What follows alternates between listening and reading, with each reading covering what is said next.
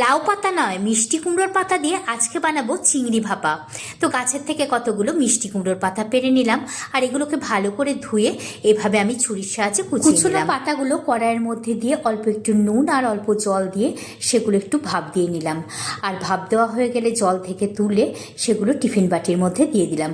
এবার মশলার জন্য নিয়ে নিলাম সর্ষে, পোস্ত, কাঁচা লঙ্কা, অল্প আদা, কয়েক কোয়া রসুন, কিছুটা পেঁয়াজ, নারকেল কোড়া দিয়ে ভালো করে একটা মিহি পেস্ট তৈরি করে নিলাম। এবার টিফিন বাটির মধ্যে মশলাটা দিয়ে তার মধ্যে পরিমাণ মতো নুন, হলুদ, চিনি, সর্ষের তেল আর গোটা কয়েক চিংড়ি মাছ দিয়ে দিলাম। দিয়ে ভালো করে মাখিয়ে নিলাম। আবারও উপর থেকে কিছুটা পরিমাণ সর্ষের তেল আর কাঁচা লঙ্কা দিয়ে টিফিন বাটির মুখটা আটকে কড়াইয়ের মধ্যে জল গরম করে নিলাম আর একটা স্ট্যান্ড বসিয়ে টিফিন বাটিটা তার মধ্যে দিয়ে দিলাম। এবার ঢাকা দিয়ে 25 মিনিট মতো রান্না করে নিলাম।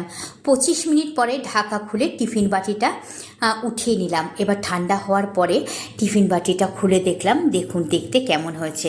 দেখতে তো খুব সুন্দর হয়েছে। এবার খেয়ে দেখার পালা। গরম ভাতে হাজবেন্ডকে পরিবেশন করলাম। ঝোলটা ভালো হয়েছে। কি দিয়ে বানানো এটা?